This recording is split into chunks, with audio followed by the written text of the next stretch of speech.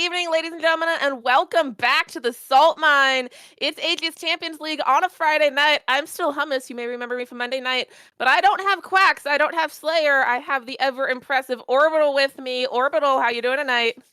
Doing all right. Excited to be here. Excited to get underway because it's good ACL action. We're in playoffs and hopefully gonna have quite a bit of fun here. Sure will. We are in lower round 3 of this double elimination bracket here. It'll be a best of 3 between Next Level Esports and Foxtrot here tonight. For one of these teams, their ACL champion dreams are over, but for the other one, they get to keep going. I think we should be getting towards draft here pretty soon, but Orbital, I want to know anything in specific you're looking forward to tonight in this matchup? I'm looking forward to teams actually battling it out. Whenever it comes to playoffs, for me, I always get a little bit hesitant, especially in the winner's side. Winner's side always to me feels a little bit interesting. It feels like you're battling sometimes for that placement, but when you get to the lower bracket, it's a fight for your lives, which is vastly different in my opinion. All of a sudden, you're actually actively, hey, we got to make this work. And I can't remember. I believe ACL actually runs on the fearless draft side of things, which its own is always just an interesting factor altogether. So we will go ahead and take a look. And in my eyes, I'm sitting there going, this is going to be a test for either NLE or Foxtrot. Both teams, of course, are going to be trying to make their way forward. Of course they will. The winner of this match will play the loser of Galaxy Gaming Conviction Star here in 3 days on Monday. That's what we have to look forward to, but what we also have to look forward to is the draft. We are ACL, so we are full fearless, so we will have champions off the board as we progress. I also do want to highlight in this matchup, we do have the emergency sub coming in at ADC for Next Level Esports. I missed the memo. I think we might have some ban losses because of that. There is a possibility. Whenever it comes to last minute substitutions, I believe since it was an emergency sub, I do believe there is going to be a loss in there of I want to say the first 3, either that or it's the last 2, and we will get confirmation on that before we go any further. The Draven though immediately sent down towards that bottom lane. It makes sense if you want to target a little something. It's good. The flip over to the Syndra though, Syndra of course being a very, I would say, comfortable champion in the current mid lane meta. However, it's not the high tier promotion. So I would, I like that ban. Yeah, and of course, I mean, with the Syndra, the Scatter of the Week does always have that ability to turn team fights. So we'll be back over to the ban on Next Level Esports, going to be the Ahri. Slightly less damage output than the Syndra, but I mean, it's an Ahri, it's Charm, and Victor. Okay, we just hate mid lane here in these bans, apparently, Orbital. Well, mid lane is also very prominent when it comes to being able to become that battery for the rest of the team. You take a look at a lot of these mid laners and you say, okay, they're playmakers, they are, kind of rundown factories. You look at the Syndra and the Victor, these are great team fight potentials. Come that mid to late game if you want. They can be lane bullies, but against an Ahri, those are even heavier lane bullies. You're looking for that mid to late game scaling, so it makes sense. You just don't want to deal with that. Granted, though, the heavy target focus leaves a lot of the other lanes available. You got top jungle, ADC, and bot support. All of these can be primarily focused by NLE if they wish to get a little bit of a leg up, especially we get to see a third mid lane ban from Foxtrot, 4th overall. Gonna be the Ambessa band away now for Next Level Esports, though, as they round out their first 3 bans. A little bit of target towards that top side or the jungle. I was with Quacks Monday and we just saw, oh no, excuse me, I was Go for Reno yesterday, and we just saw an Ambessa jungle that like popped off. So, good bans all around. As we wait for Foxtrot's final ban to come through, I'm going to ask you, Orbital, we're looking at that blue 1 for Next Level Esports. As of right now, we have every single ADC. We will continue with the Rise ban to have every single ADC in the game up and available. What do you think Next Level Esports is going to focus on that blue 1?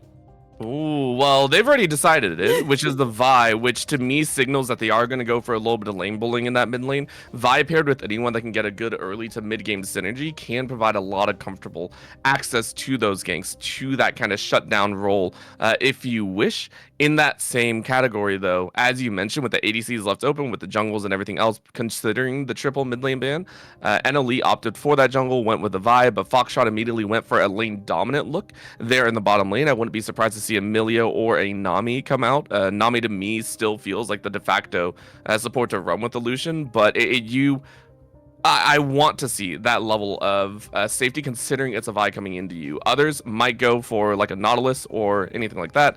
The Nami makes more sense when it comes to keeping your ADC alive. Sure does. We're going to be looking for those bubbles to land in those team fights, especially with the engage that we know comes out of a Vi jungle. The answer into the Lucian Nami, we're going to start it off with a Braum. I am hoping to see a good combo with the Vi come out in the mid lane for Robbie Bob. A lot of it taken off the table, but notably that Orianna is still open. Doesn't matter because we're going full ice on the bot side with the Ashe getting picked up as well. It's a lane neutralizer is what you're looking at. NLE are not looking to win that bottom lane. Their focus is entirely on the top mid positioning, which is why we're seeing, I think, an Aurora locked in here. Foxtrot are going for a little bit more lane bullying in that factor. They went with the bot lane already. Aurora, with some of those combinations, can do a lot of work if you pick the wrong matchup, and that's what they're kind of leveraging into NLE, saying, hey, look, if you pick the wrong thing, we will bully you. You won't even have a comfortable lane to play with, which is why we are banning out the Talia. I actually really like this call. If you are blinding, if that is a mid lane Aurora, you just hard target focus that mid lane even further, and things are going to get drastically worse. All of a sudden, NLE to me might be going, oh crap, we messed up. Now we look at a Vi top lane mixture instead, as you just mentioned. The Orianna is still on the table. Well, you left mid lane out for so long. You just got 5 banned in that mid lane, 6 if you consider the Ahri ban. You're in trouble. You sure are. There are still plenty of mid laners that are up for grabs in general that are good in the lane. I'm thinking the Azirs of the world. Not necessarily super great in synergy with the vibe, but respectable mid laners on their own. Pantheon Olaf going to get banned away by Next Level Esports means that they're throwing that towards the top jungle. Orbital, I don't know if you were on NACL OQs at all, but Pantheon dominance right now is real. Yes, it is. I will always say, though, I hate it because I hate how useless he feels come the mid to late. It is such an early game prio. Now, granted, some of the damage can come out. As you mentioned, the Azir, though, coming out in that mid lane for NLE. I hate the fact that Pantheon is strong because it feels so unintuitive. And granted, that comes from a Vigar main, of all things. Like, I don't like... I don't like the Pantheon, but granted, it's a good ban. Like, you do have to respect that coming out here. As we get to see the rest of the lanes kind of matched out, NLE going for a very decent, engaged team fight composition. Sion is going to be what rounds that out. So we'll look for the split fighting presence, obviously into the teleport to get those team fights going. Fiji on that Sion. We know it's going to be a tank. We know it's going to be hard to kill. We know all of those things. The flip side, that pivotal R5 pick is going to be the Aatrox picked up by Ember. And an Aatrox that gets ahead is really, really hard to kill for being more of a bruiser.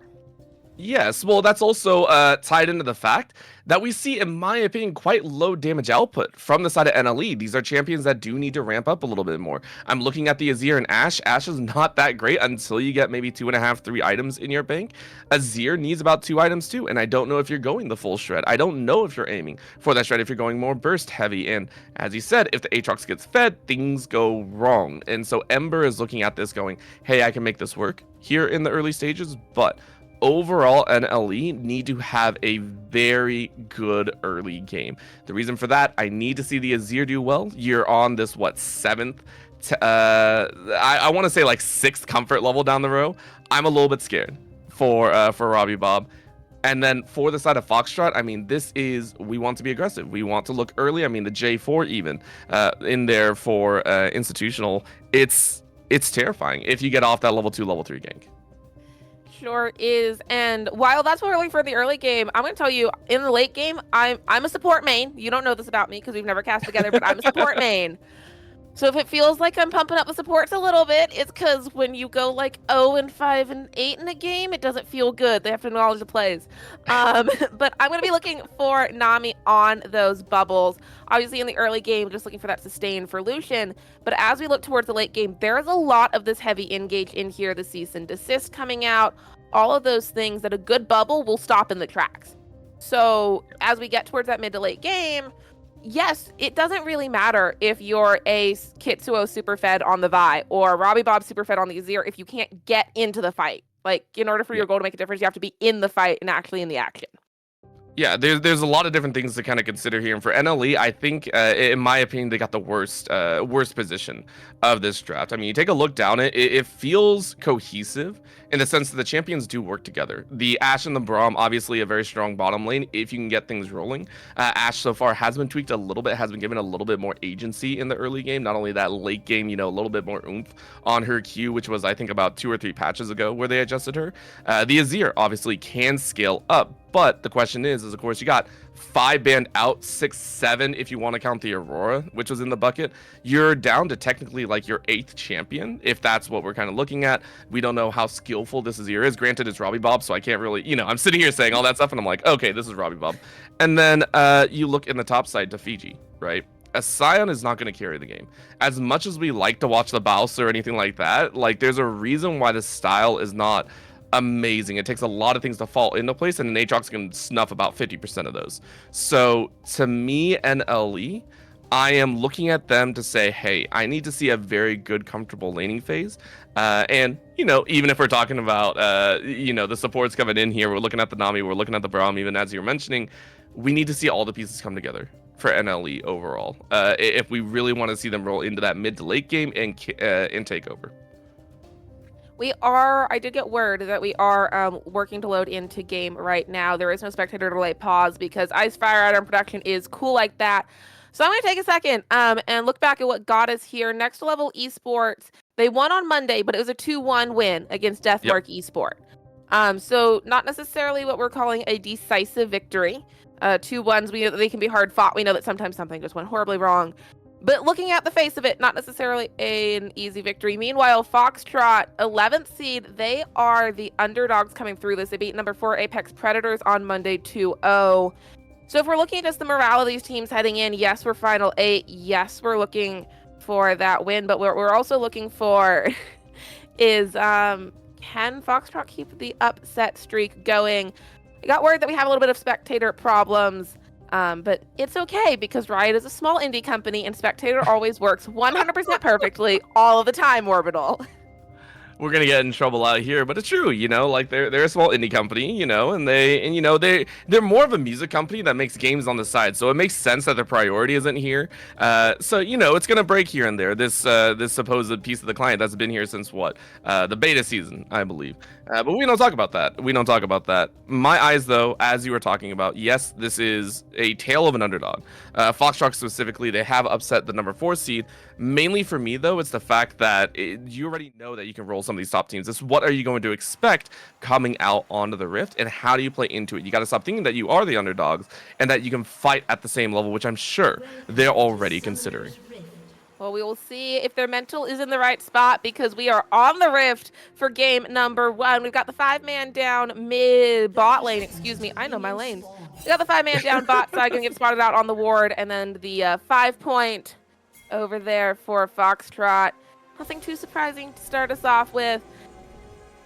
We're going for the early in vain, and we don't have a Blitzcrank, and we don't have a Leona, and we don't have any hooking champions. So, a little interesting on that one. No, but you have a Braum. And in my opinion, if it falls down to are you going to go aggressive, a Winter's Bite can do a lot on the backside. A Q slams straight into something like a Nami, or even if you're looking at a Lucian, which obviously Draven coming in here, stepping in, helping out. You can do a lot of work. You can burn a summoner spell. You can force a dash start from a Lucian, which is not exactly the greatest start in the laning phase. I like the Skull. You go ahead and steal away this buff, and you force Institutional to have to prioritize a little differently. Granted, you knew the start, but mainly we are looking at are we going to get vertical jungling or not? And if it is, does everyone agree to it? I mean, that's the beauty of vertical jungling. It's not everybody has to agree for it to happen sometimes.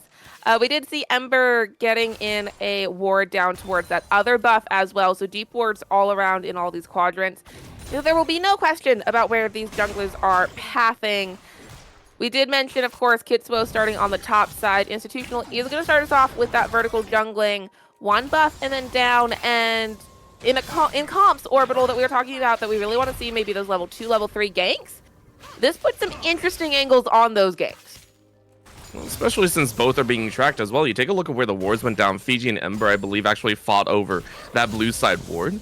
and making sure that they get each other covered. So theoretically, everyone knows where everyone is, and it's really down to the level 2s that we're going to be watching already. You can see you can see that bottom lane action, but there it is in the mid lane. Robbie Bob already getting a chunk taken out of him, so Aquanic happy about that setup, but now another Braum Q. Yeah, and we do see Kitsuo passing down, going to be on the flank for Draven. Draven flashing away there. The engage light and reset pops, but it doesn't matter because it'll be first blood over to Arya. The E-sub support, E-sub ADC coming in, and that's a pretty solid way to start off your ACL game. Yeah, I feel that was Draven and Light and Reset not really respecting the fact that it was vertical jungling, but Kitsuo smelled that in the waters. It's a level 2 Braum and a level 2 Ashe, which they might not have the great raw damage. You saw how hard it was to kind of take down the Lucian. What you do have is a slowing power. You have that ability to keep them exactly what you want. So really, really smart job to come out here by NLE. Yep, now we're going to have the reset, have that extra gold in pocket. Mid lane, I got bad news. If you're an NLE fan, it's still not going great for Robbie Bob over there. The teleports were expended in the mid lane to get back there. But now we're back. We're calm. Institutional has a couple of camp advantage. And we've got Dragon spawning in a minute and a half. Yeah, this is... again, you're not... As long as you don't die, I think Robbie Bob is actually okay with this. Again, the entirety of the composition is not meant to scale super hard, or they are meant to scale super hard. I apologize. They're not meant to win the early game. I mean, you pick the Azir knowing that Aquanic is gonna have more lane control in there, so you're expecting this. What you hope is that you don't go down like 2.5, 3 waves in the early stages and allow Aquanic to get roams off. That's what you really don't want to have happen. If it does, then Robbie Bob is going to be in a little bit of a pit. But as you called, as long as you kind of hold your ground, the Dragon Witch comes up in about 45 seconds. You can help converge down onto that. You'll be about level 5 or so, as we get to see Ember and Fiji also duking out on the top side. Both of them having fun of their own in that situation. It's a top lane island. I expect nothing less. First bubble of the game does land onto Calamity from Light and Reset. First dragon, no idea what it is because it's one of those that a spectator loves to not show, but it's a dragon, y'all. It'll be up in about 20 seconds time, and we already see the vision. We already see the circling around it. I'm pretty sure we're guaranteed a nice solid 3v3, maybe 4v4 down here. We could, but Kitsuo might be in a little bit... I feel like Kitsuo is in much better control over this bot side. Now, granted, I say that where Institutional has already gotten about a camp up. You see already 2 camps in terms of the egg, but Kitsuo has been very aggressive and has consistently been in the front lines, being able to kind of dance this out. Speaking of the aggressive, Aquanic pulls back. Kitsuo trying to 1v2. Doesn't work out. You're not that far ahead. Kitsuo will fall. Institutional going to get the kill, and now that's a jungler down for another 5 seconds with Drake on the map. Honestly, I thought Kitsuo was going to back off. That's why I was giving Kitsuo praise. You're being aggressive. You're forcing Institutional out, and you're not allowing Institutional to have a comfortable jungle, but then you try and take a 1v2? Of all things, maybe you were expecting Robbie Bob to be around, but that was very, very egregious. Overall, though, well done to the side of Foxtrot for kind of holding your ground there, and now they get aggressive on this bot side again. All right, the volley comes out. The quick arrows are there. Stun does land on Draven.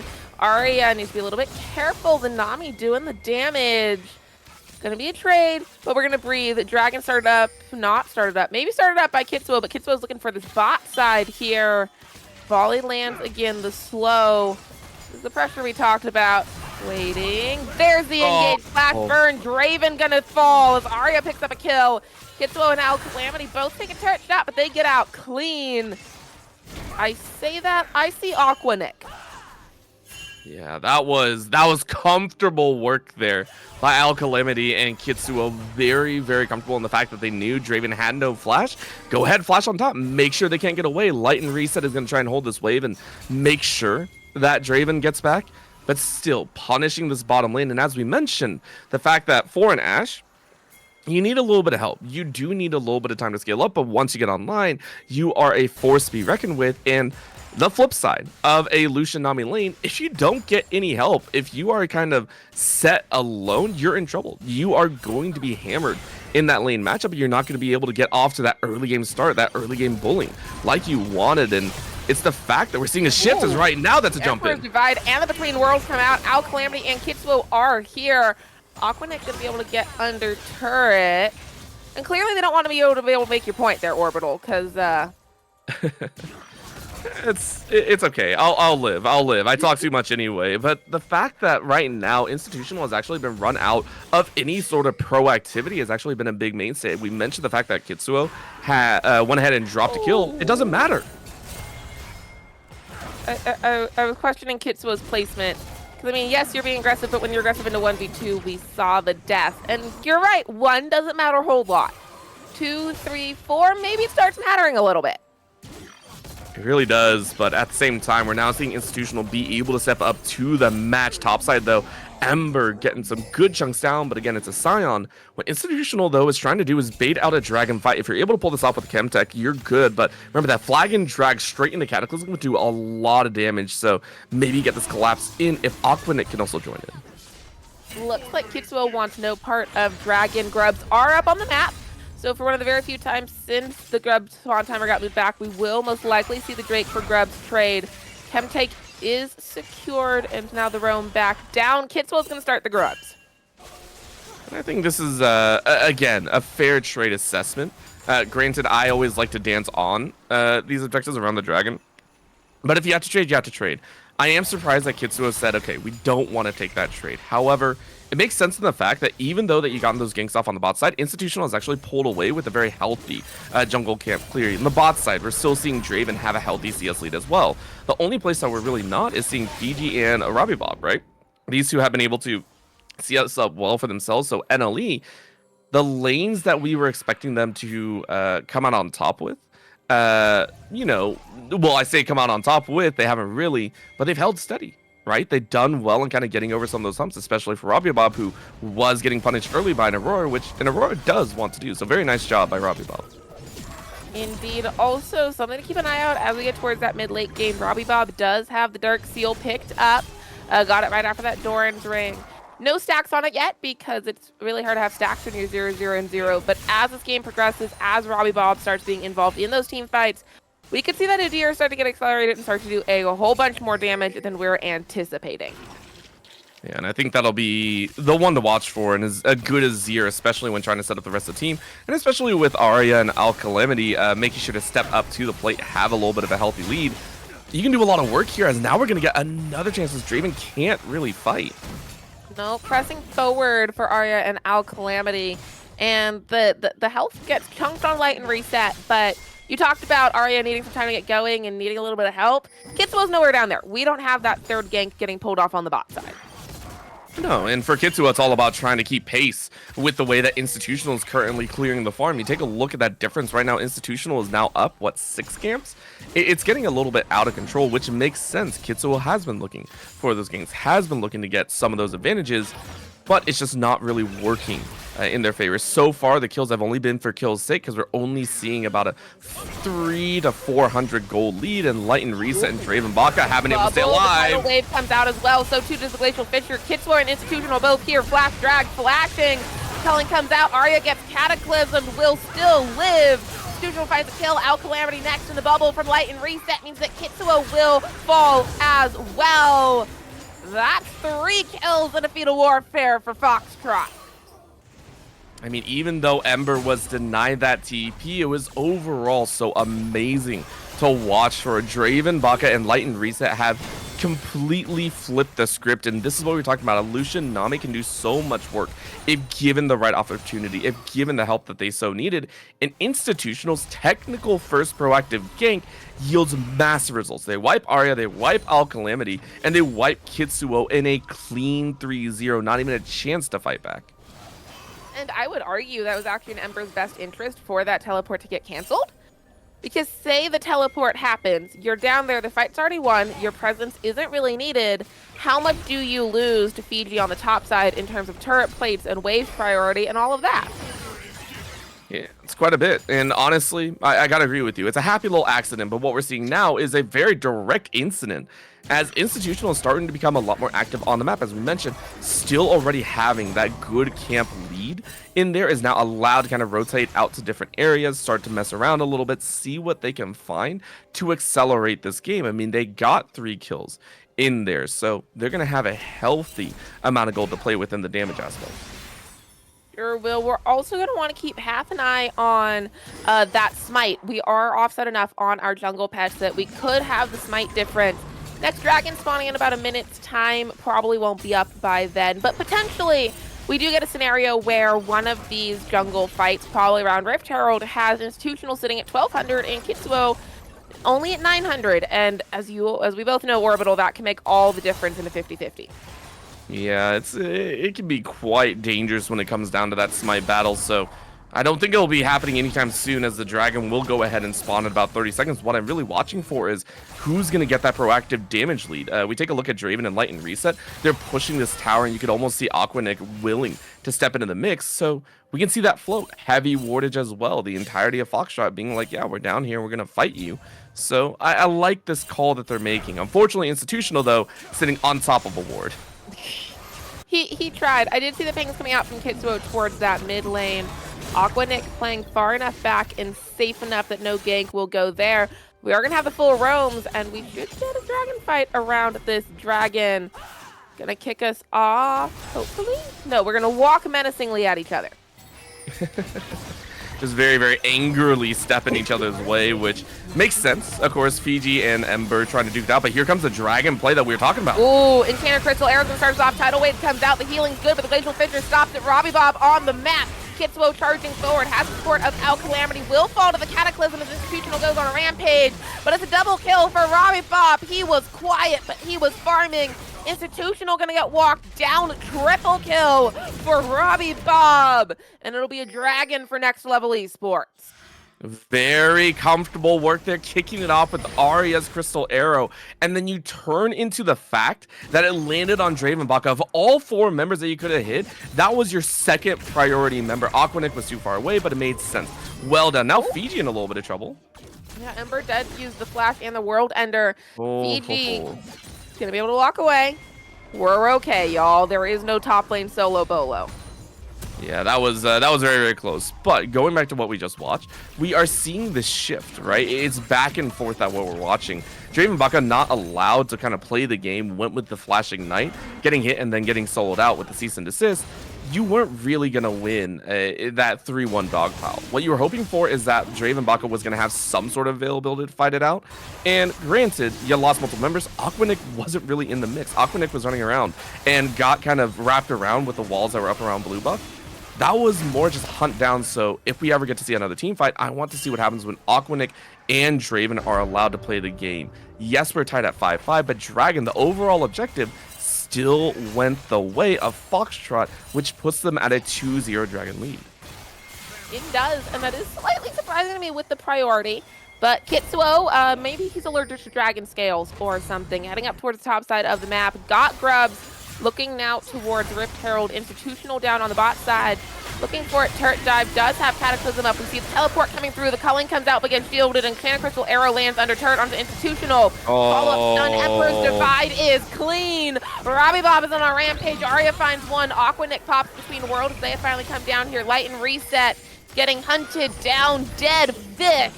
The trade away, Owl Calamity will fall, but Aquanic going to be forced to flash away as well. It's a 3-for-1 for Next Level Esports. And that's the peel away that we are hoping for. Robbie Bob saying you banned away 5, you took away 7. We'll go ahead and play with that 8th. It is perfect work with this Azir, and it kind of feels like Foxtrot are playing into it. They're not really respecting that TP option, and it's only going to get worse as that's all power down. Here. Oh. The mid-tier 1 turret will fall. I can safely tell you that happened, which means we're 1-for-1. Aquanic and Arya doesn't matter because there's Kitsuo with the cease and desist. Followed by Institutional. But that bot side angle for Kitsuo needs to be shut down. Can I just say that much? I think it does, yeah. Kitsuo has had so much fun running it down there. And I want to say Arya, I think, would have had the kill if they didn't auto a minion by accident. That would have been the whole trade in there. But I do agree, Kitsuo has been very aggressive on this bot side, and that's because they've ruled the bottom side of the jungle. And it's worked. They've started to expand forward. Arya and Robbie Bob are starting to get much more fed. And guess what? As soon as those two get fed, as soon as those two hit those 2.5 item breakpoints, Fiji doesn't have to carry. Fiji just needs to be that meatball tank, and they have done exceptionally well. You can already see that Cole completed 172 CS for the Scion. And you're already an item and a half deep. You're comfortable where you're currently sitting, and it's only going to get better for the side of NLE. The entirety of their composition has come online way earlier than expected, which means the next 5 to 10 minutes are going to be quite difficult, in my opinion, for the side of Foxtrot when they start to recognize that, hey, the Aurora and the Lucian ain't going to be cutting through anyone. No, they're not. That is a Fiji that hasn't been a part of any of these team fights yet. We have not had the pleasure of his tankiness. We've also not had the pleasure of seeing Ember engage in one of those fights. Now, I do want to draw a little bit of attention to that sneaky little Dark Seal that I mentioned. Robbie Bob, when he was 0-0-0, had 0 stacks. 4-0-2, fully stacked up with 10 stacks on that Dark Seal. Aquanick rocking 0 stacks, and that's where some of this damage is coming from. It's 2.5 items, but it's also 10 on that Dark Seal. That is not to be... That's nothing to take too lightly if you're Foxtrot. No, and I think you always have to respect a Dark Seal, right? You have to respect the extra power that comes out. And for Robbie Bob, it's only going to get worse. I would almost expect that now that you went ahead and started with that Blighted Jewel, you can go ahead and just build out the Magi. Screw it. Go ahead and have a little bit of fun with it. Because Kitsuo's in the mix to make sure you keep your stacks all the time. Now, Institutional here to support top side. Ember been quite close to losing the top tier 1. It will fall to Robbie Bob. The Emperor's Divide back now. 1v2 and Cataclysm comes out.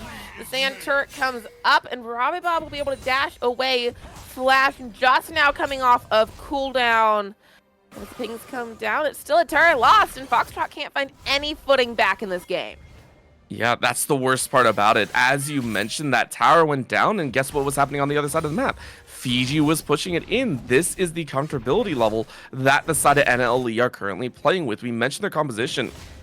As long as you have a very comfortable early game, you're going to be good. That's all I was worried about, though. It's just, hey, if you let the Draven and Nami get away with it, they can cause a lot of problems. Kitsuo made sure that didn't happen. Aquanick in the mid lane was bullying early, but Robbie Bob got so fed off the rest of the lanes that now they had that CS lead. Now they can do whatever they wish on the Azir.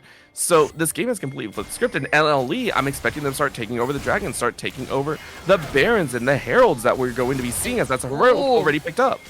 Yeah, and Tanner Crystal Arrow is going to split the goalposts. If you're playing football, it's great. We're not playing football. Bubble does land there as well. A little bit of trading. Next Dragon be on the map in 10 seconds. We are on a Cloud Soul this game. Institutional going to get Robbie Bob's flash, but nothing more. I think that's, for Robbie Bob, you're just like, okay, I'll get what I can. But with the Otacon now spawning here, that's going to be the big pickup, I think. And, you can go ahead and grab the Dragon. And we've seen a lot of teams, if they're ahead, turn Dragon into Otacon pretty expeditiously. And that might be what they look for. All of a sudden, this lead is going to be insurmountable on the side for Foxtrot, as they recognize that the only major scalers, I would say, is Aquanick. Aquanick still needing a little bit more, only on an item and a half. It's going to take time before Foxtrot are able to fight in the mid game. Well, they're going to look for it anyway. Otacon at about half health. Ember teleported down. So they are here looking towards the pings are coming out. Calamity going to do the zoning. Glacial Fisher comes out. Otacon falls, and now the return fight. World Ender top of the Emperor's Divide bouncing. Institutional lands a Cataclysm, but the culling finds nothing. Calamity going to be the first one to fall. Ember, World Ender getting knocked up. Ember falling as Arya goes on a killing spree. Robbie Bob will pop to Draven. Going to get over the wall right into Kitsuo. Tanner Crystal Arrow goes wide, light and reset. Aquanick looking for a little bit of damage down with Draven.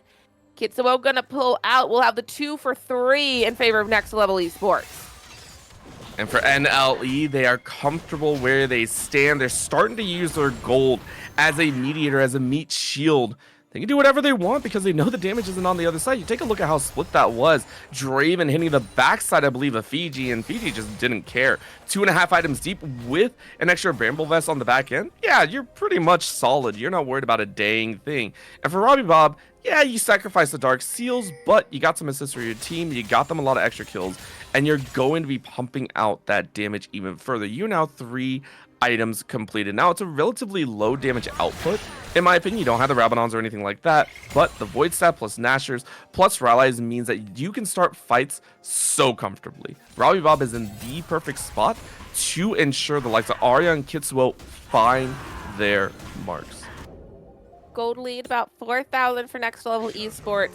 It feels larger than that. It feels like this game is starting to slip away from Foxtrot. We were talking about Aquanic needing to kind of step up, be the carry. Well, I'm going to tell you that Ember's about to fall. The World Ender gets popped, and the healing is huge. But it is not 1v3 huge. Robbie Bob gets kill credit for Ember on the bot side. That's the power of the Braum. As you mentioned before, that Braum can do so much work, and it can come down to those supports as Fiji. I mean, you're going to try and do what Fiji does. Yeah, Unstoppable Onslaught does focus on flash for flash. Cataclysm from Institutional to save his mid laner. Fiji has healing. Fiji's tanky. The light and reset is here. Fiji versus Institutional. This is very, very long. It has no right to be Fiji. The knockup bubble goes wide. God. Fiji looking for something. Tidal wave comes out. Fiji will eventually fall, go into zombie mode. But what did it cost? It cost the mid-tier 2 turret. Kitsuo claims that, and we're dropping a Rift Herald. It's not just that, it's going to get worse. It's about 3 towers. Take a look at that bot side as well. Robbie Bob was pushing that one. You get about 3/4 of that mid lane inhibitor, and things are gone perfectly well for the side of NLE. Fiji, as soon as they started getting pummeled, they made sure to turn it around, keep Aquanic up on the top side, and the rest of the team just powered down even more towers. We're now looking at a 5-0 tower score. NLE, we mentioned that for them, they came in from the upper bracket. They lost out, I believe, to Citadel, the #1 seed 2-0, and then they faced off against Deathmark Esports, the 15th seed in the lower bracket round 2, and they won 2-1. They're looking to try and reclaim their status as one of the upper bracket teams, and they're going to do it over their opponents. They are looking quite comfortable in this game right now. They are. That gold lead is stretched to 5,000. We're going to have Baron up on the map in about a minute's time. We're going to have the next Cloud Dragon up in a little over a minute. And Orbital, it kind of feels like a Baron would kind of be the final nail in the coffin for Foxtrot. If you've got 5 turrets and you're almost at an inhibitor without Baron, what can you do when you've got purple on your side? You can do everything. You can do anything that your mind is put to. Emperor Divide comes out. Light and Reset has the healing. It'll get traded as Arya does it. Healing comes out, though. It's going to be the 1-for-1. Ember on the teleport in. Kitsuo starting us off, or at least trying to escape. Cataclysm is going to get flashed by Arya. The World Ender comes through. Aquanic finds the shutdown. 2, 1, and 4. That's what a 2-item Aurora can do. Yeah, that was also because of the split. You saw that Robbie Bob is diving on in way ahead of the rest of the team as well. Remember, Robbie Bob doesn't exactly have the Zhonya's right away, just picked up the Secret's arm guard, so it makes sense. It's a very glass cannon build. It's allowed the small window of opportunity as now we see Foxtrot try and get something else on the map. They're going to go for this Baron, even though it's a 50-50. Yeah, it's not a sneak. It's kind of a full frontal attack here. Kitsuo on the backside. Fiji looking for it. Baron at about half health. The flag. Here comes the teleport from Robbie Bob and the engage from Fiji. Kitsuo followed up. Cease and desist on a Draven. Glacial Fisher comes out. Draven's in a bouncy house and he dies. Ember gonna fall as well. It's 2 for Kitsuo. Baron abandoned by Foxtrot Esports. And it'll be the purple for the side of NLE if they want it. They need to make sure that they run Institutional out first, really make sure that there is no 50-50 available, and it looks like it will be covered here. Institutional trying to dive on in yet again. The ensuing fight might be a whole different story. Calamity falling low, but it's Institutional running, having to flash across the wall. The re-engage from Robbie Bob. I've got Orbital cackling. Institutional, they're having a bit too much fun of the map here. Yeah, like he's quite literally just trying to burn time, which makes sense. It does make sense. However, on the flip, it is now a 2 objective take, as that is now 2 Cloud Dragons. Institutional is actually being run around, which, again, you're buying time, which means that 2 members aren't really pushing that mid. It doesn't matter, because remember who started the Baron.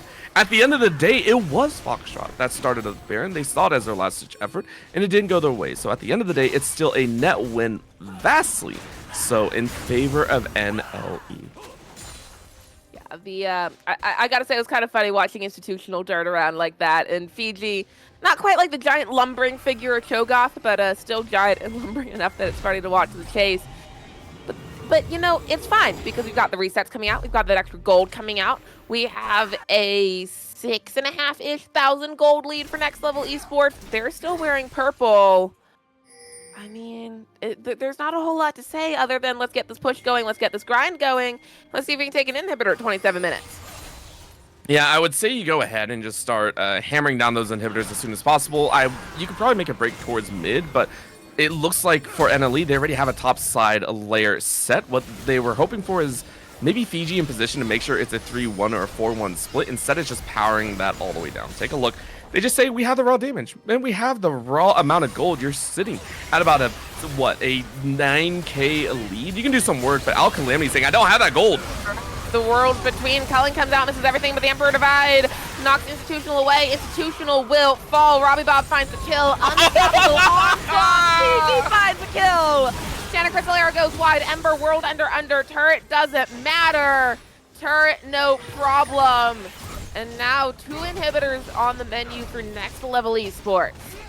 Oh no, that's it. That's it. That's GG. You know it, Elvis. That is absolutely GG here in game 1. Oh. Aquanic gonna fall to seal the ace, and Orbital. We were excited for what this is gonna be. We were excited that it was gonna be a fight. It was a 28-minute fight. It was kind of a quick fight. I think we were all hoping it was gonna go another couple rounds, if I can speak for you as well. And yeah, as we take a look at the post-game stats, Robbie Bob's a Zier. I think that sums up the game, kind of. Yeah, there's something to be said. And, you know, I had to kind of retract all my statement and say, yeah, okay, so the composition from NLE, perfect when it hits that mid to late game. And it did work exactly like they wished. The difference is they sped it up. Kitsuo understood that they are the bridge in that early game. A Vi loves to get aggressive, loves to jump on in, and I was curious, where are you going to put this Vi? Where are you going to get the early ganks off, especially against a J4? Well, Kitsuo answered my question early invade directly into a level 2 gank on the bot side, and they did not stop. It meant that Arya was a massive threat in there, and a consistent threat at that, which meant at that point, Robbie Bob didn't really have to worry too much about Aquanic and Institutional. It was farm up, hit level 6, join the rest of the team, and you saw it from his build. 3 items deep, no safety. He knew he was going to be a glass cannon. He knew he had the opportunity to pull the shuffles. Did so perfectly, even at the cost of his own life. And now as we start looking towards game number 2, the good news for Foxtrot is that Robbie Bob's Azir is off the table, so too is Kitsuo's Vi. We are in full Fearless, so we don't have to be hunted down by that anymore. But Orbital, as we look towards game number 2, we talked about Foxtrot kind of being the underdog story here. Coming off of Monday's match is a little bit stronger. What do they need to do to push us towards a game number 3, to not lose out in ACL playoffs, and to prove that they really are all that? I need to see a little bit more proactivity. Allowing Kitsuo to kind of run their own show on that bottom side was not the answer. And if you are going to look at that vertical split, I feel Institutional has to recognize that, as well as the rest of the team. I don't think Foxtrot appropriately respected the fact that Kitsuo was on that bottom side of the map that had that vertical jungle, right? And that's how we saw Draven get a little bit more caught out. If you are going to opt into a vertical set like that, you have to respect that vertical jungling and play like it. Well, we are hearing from the omnipotent voice in our ears that Foxtrot, as a losing team, will opt for the side swap. So they will be on blue side looking for blue 1. With all of that said, Orbital, they need a break. They need to reset their mental. They need to think about what's going to change towards draft. And I don't think this game was lost in draft. There are a lot of games where it can be lost in draft. I don't think this one was lost in draft. I think it was lost on the Rift. So let's see if they can win it in draft.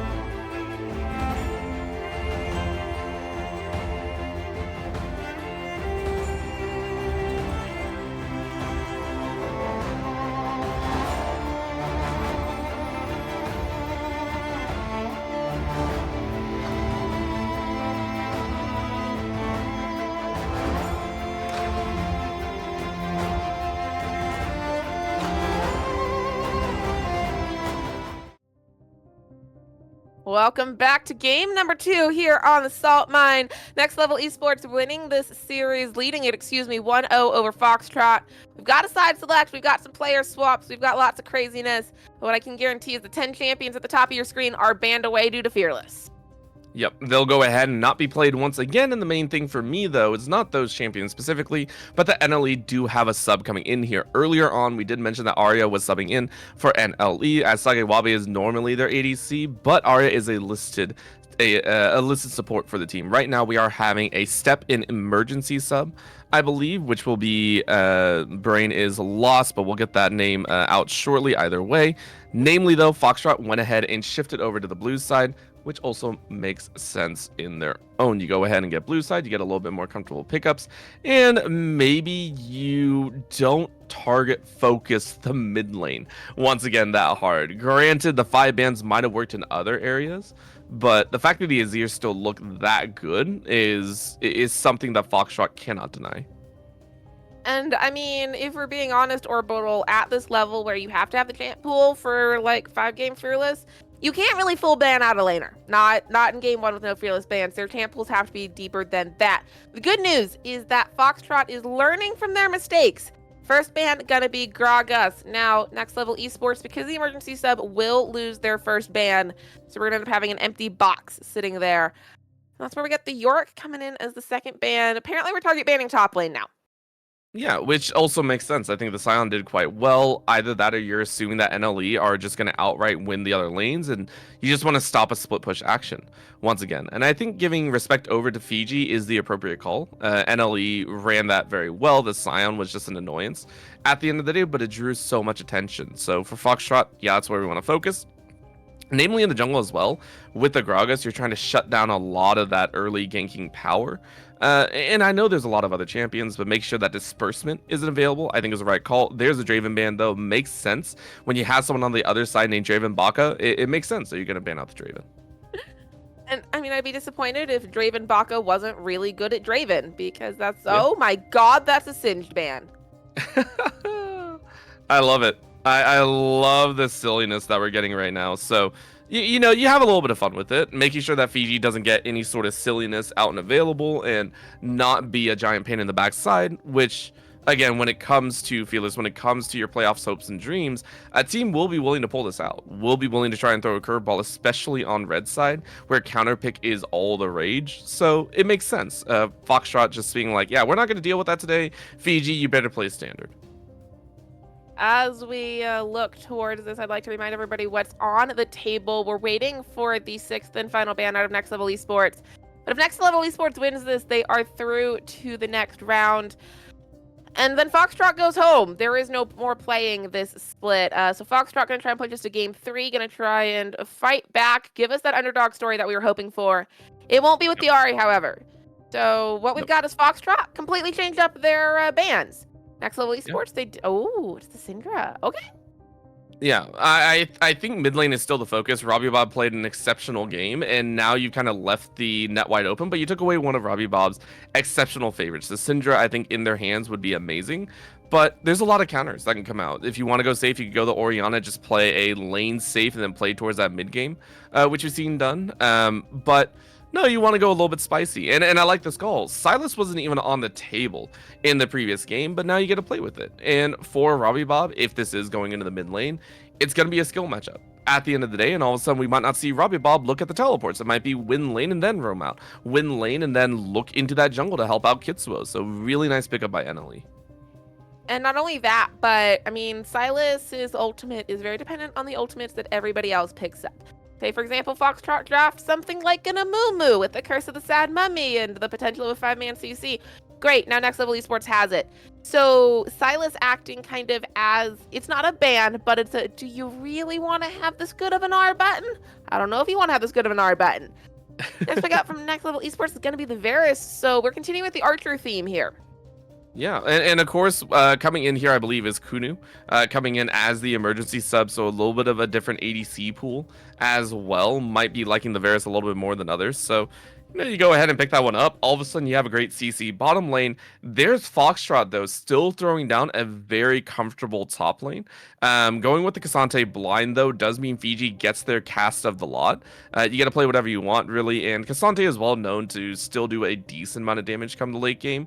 But I wouldn't be surprised to see something like an Ornn come on the flip, but Foxtrot do grab that Pantheon inside of the jungle, which automatically means to me that Institutional is going to be far more aggressive this time. We talked about what a Pantheon can do, is the flavor of the season, right? Very aggressive, very powerful in the early stages. Might as well get into it. And I do like that shift up in play style for Institutional if he can actually do the switch up. And I have no doubt that he can, because we're at this level where, junglers know how to jungle. But clearly, Kitsuo is going to be aggressive. Kitsuo going to pick up the Jin Zhao for themselves. That's still an aggressive jungler. We're still expecting to set the tempo. But now there's an answer to it for Institutional. And if he can step up, suddenly bot lane doesn't get lost quite as much. Suddenly, these team fights aren't already lost because of the gold differential by the time you get to the mid game. I know you don't love Pantheon in the jungle, but I gotta admit it's a pretty good pick here, Orbital. I don't like the champion. I respect the damage output, though. I just hate it. Like, it's such the fact that Pantheon is strong right now pisses me off to no end. Namely because I play squishy mid laners, and I hate being run down by a Pantheon. It's annoying.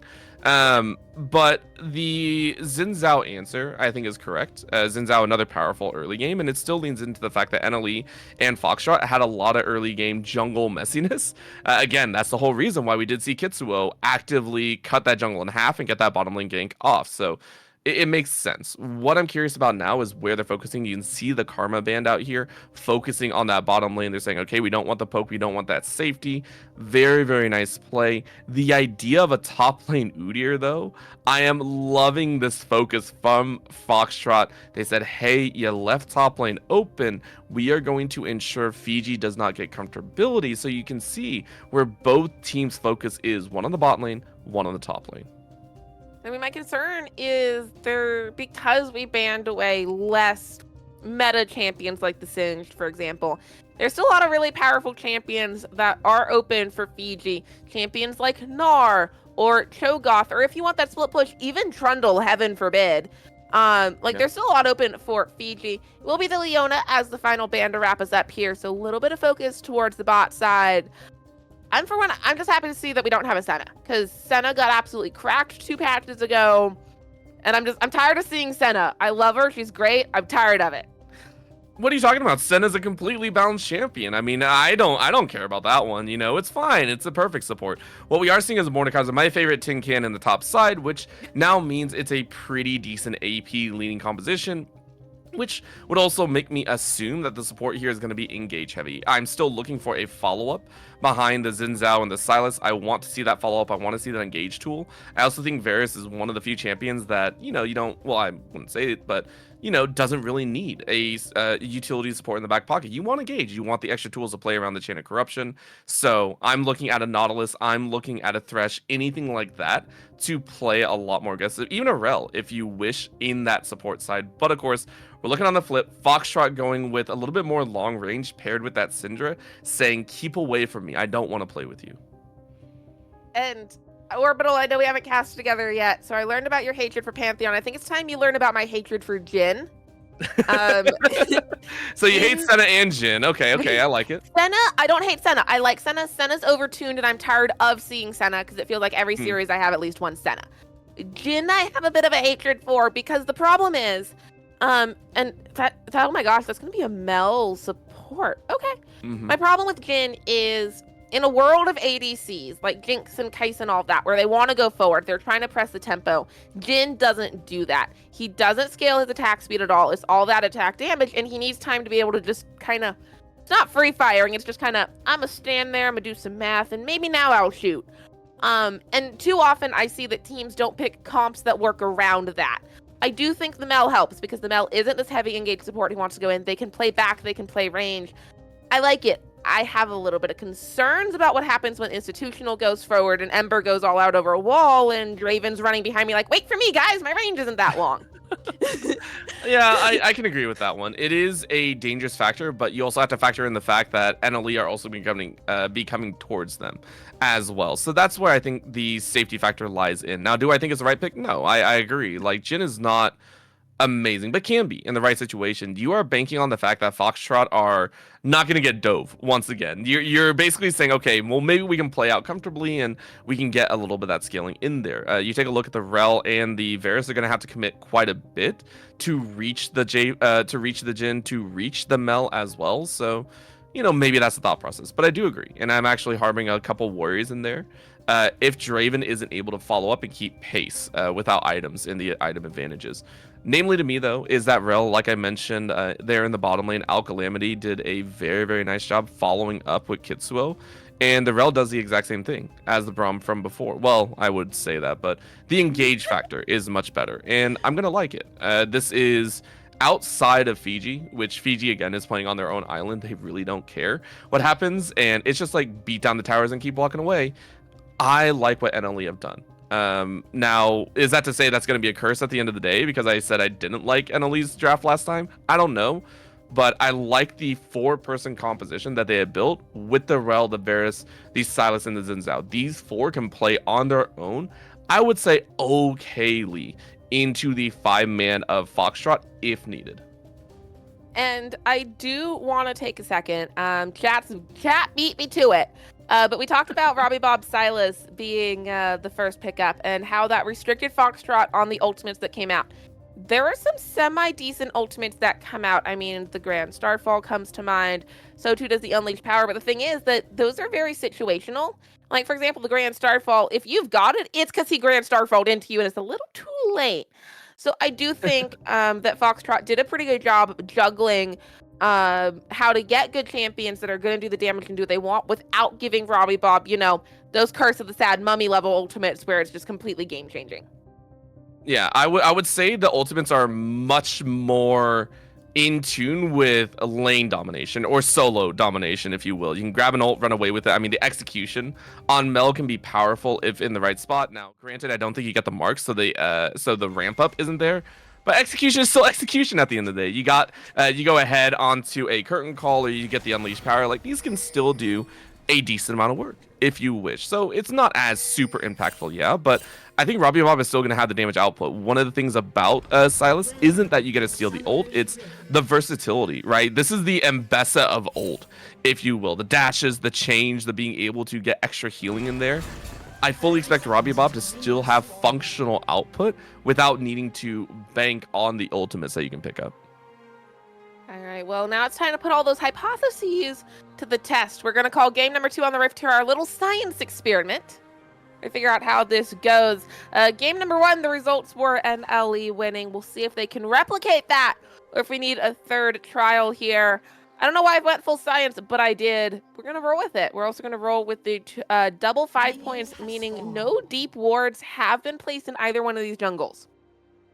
Nope, this is going to be a much safer jungle routing, which now means that you go ahead and say, okay, cool. Institutional might have a little bit better time in terms of cutting down towards that bottom end. You're already looking at a blue buff start or on a Grom side, and you can work from there. That means Calamity and Kunu might not be in the right position, but what it does mean to me is a meeting of the minds. You take a look, both junglers are starting up on their top side, and they'll work their way down, which, again, makes sense. But to me, that bottom lane is going to be much more explosive and not so as free, I like to say. Indeed. And I mean, game number 2, picking up right where game number 1 left off, especially on this top side. It's Fiji and Ember going at it. I don't think we've got any surprise there. The early barrier having to get used by Draven. The root return is going to come out by Light and Reset. It was a Hex and an Ignite by Calamity. And we're just going to trade left, right, and center. Now, do I like that? I don't know. Light and Reset, I think I think is going to have a little bit better time once you hit level 2, level 3. Level 2's, though, in the mix as Robbie Bob is trying to lay down the extra damage, and it's going to be spicy here in the early game. Foxtrot, of course, on that blue side just saying, okay, let's go ahead and weather the storm. But Light and Reset and Draven, yeah, already prepping for what could be that level 3 coming down to Kitsuo Wishes. And I mean, fortunately, because there is no vertical jungling, Kitsuo isn't going to have that direct path behind them that we saw in game number 1. It was 3 times Kitsuo used that path, got in between turret, and at that point it was, yeah, Draven and Light and Reset. Like, they had the angle. Here, angle, no. Heavens, that's a powerful Deathly Flourish. Kunu needs to be kind of careful here. He's low health under that turret. Yep, and you're banking on the fact that you still have the barrier to play with, and you're hoping that on the jungle side you're going to have a little extra value in there. So, you know, you play within that value, you play within the fact that Kitsuo is going to be able to sneak into the lane. On the other side, though, Foxtrot is saying, well, we can get Institutional to do the exact same thing. We've had the lane pushed up. We could easily sneak Institutional into one of the lane bushes and be perfectly fine. So, you know, play with that information as you will. And now we are 3.5 minutes in. First dragon spawning in 1.5 minutes. But more importantly, Institutional has finished the first clear. Kitsuo just about to finish it up. We can see a little bit of this action because Institutional start with the flash engage. I believe did not steal the blue buff. No, you're hoping for a spear land, and I don't know if that's the right call because now you're in trouble. Oh dear, Institutional started off aggressive, Light and Reset flashing forward, Kitsuo flashing away, the teleport coming in, Hex flashing me over the wall, Robbie Bob on the engage flashing forward, first blood for Al Calamity. Now here comes Kunu, more teleport coming in, Light and Reset finds Al Calamity, Robbie Bob will fall to Ember. Kunu falling low, barriering away, now it's Fiji. Kitsuo gonna fall, Fetal Warfare for Foxtrot. And as this fight continues, Aqua Nick's gonna have to flash away. And it's Fiji against the world. But wait, the fight was long enough. We have respawned and are back in lane, y'all. What is going on here? This is out of this world silliness. And congrats to Ember for the early TP. Kitsuo had the right idea. You go ahead, punish Institutional. I just wish you would have flashed for their life a little bit earlier. Keep the fight on your side of the jungle. But the call made sense. The fact, though, that there was a huge collapse coming in. Oh, I can't even talk about it. Institutional jumping in on the mid lane. Yeah, starting off that engage. Robbie Bob on the push, but here's Kitsuo. Oh, there it is. Institutional will fall, and now the knock-up. Aqua Nick, no flash to get out of there. We'll be able to get back under turret. Scout of the week for the pushback. No stun. We mentioned that we wanted Institutional to be more aggressive. He is the problem, Orbital, that he's not winning the being more aggressive. No, and that is the other side of the coin, right? You can be aggressive, but you can be over-aggressive in there. Now, granted, do I think that means the end of the game? Absolutely not. You're 4-2 as a squad. You're going to be doing okay. Your whole job is to get into the mix and be annoying and be in the fray, as Kitsuo is about to learn yet again. As immediately over the side, no way. Institutional, Robbie Bob on the engage with the root, comes out, Scout of the Week lands on 2, Light and Reset is on a killing spree. The crash down finds Institutional for Al Calamity, double kill for Light and Reset. Now on the run, Draven with the Deathly Flourish to keep Al Calamity locked up on the wrong side of history. You can get on your horse and ride away, but all you're gonna do is, I think, I know the game plan is to execute, it's not gonna work. Light and Reset, you don't need to be good as a Jhin and ADC when you can have a 5-0 support. Yeah, this is a little bit out of control. And now Fiji's about to feel that full weight as well. Not level 6 on Institutional, but Ember has some good damage. Already has a Negatron Cloak in bank, meaning you can take this fight all day long. Yeah, it's going to start it off. Kitsuo's not around. Institutional walking up. The knockback for Fiji. Institutional is here to get this party started. The 6 from Fiji doesn't matter. You have to be not stunned to put people in Brazil. I mean, that's perfectly done as well. Foxtrot, they were forced into an accelerated game pace, and they are coming out the winners as they are bolting past that first checkpoint. They're already 8-3, already up about 2K, and now they're going to get even more advantages. Of course, in the 1v1s, might not be the same as this Unleashed Power. Aquanic lives with a sliver. I was not expecting that, but Robbie Bob still trying to throw down. Either way, though, amazing job by the entirety of Foxtrot to come out with really nice early game advantages. They have consistently shown their strength as a team. They have, and now the question for me, we didn't see them with that lead in game number 1. It was kind of, it wasn't a slow grind because it's a 28-minute game, right? But it was a progressive grind by NLE towards that win. Now my question is, you're 2,500 in the hole. You're facing a 5-0 Mal who, as we all know, has the golden eclipse, can just pop multiple people at one time.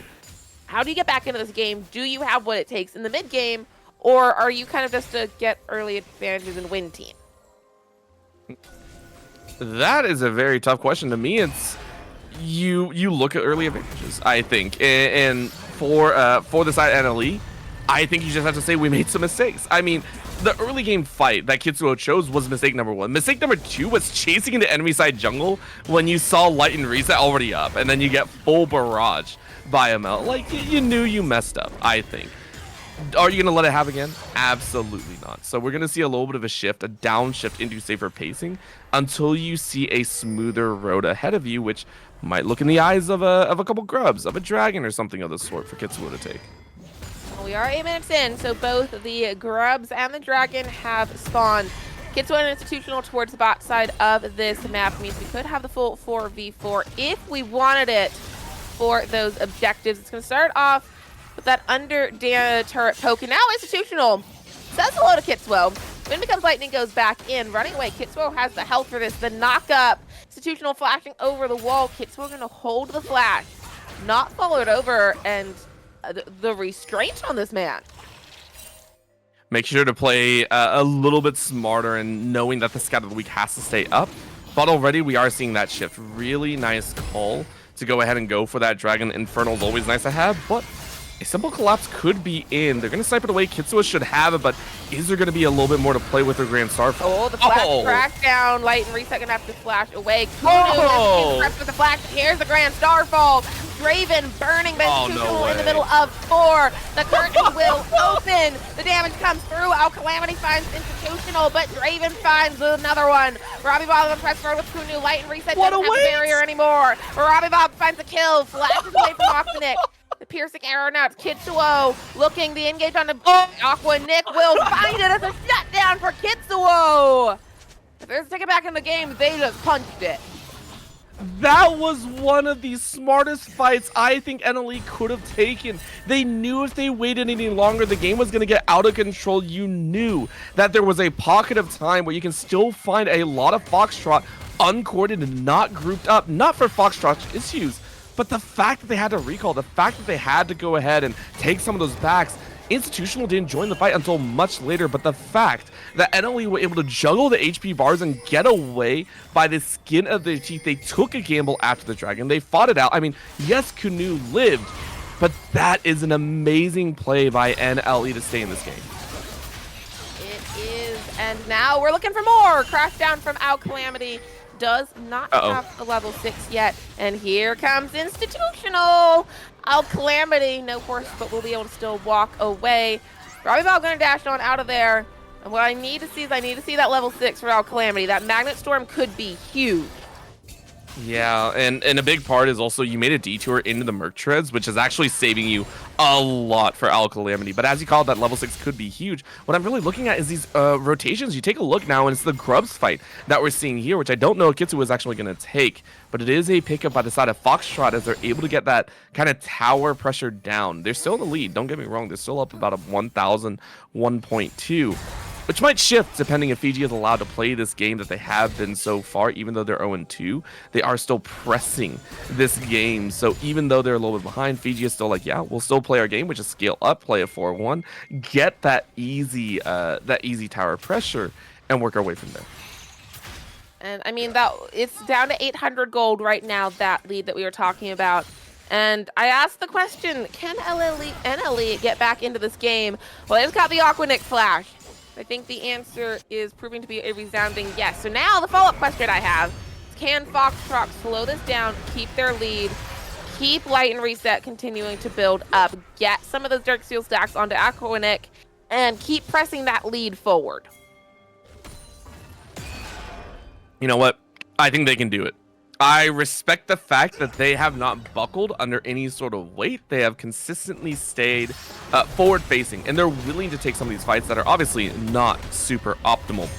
Granted, for Fiji, you're not a champion until you get the item, and seeing that Canic Recurrent on the other side, you're like, I hate life. I hate that item. You're an AP bruiser, and you can't do AP damage at the current moment against Ember, so it is a painful one. We're going to watch where it's Kitsuo. Where does that lane swap situation go? You're still only 2 minutes away from plates falling, so you can still get extra gold in there if you wish to play for it. Is it going to work, though, is the question.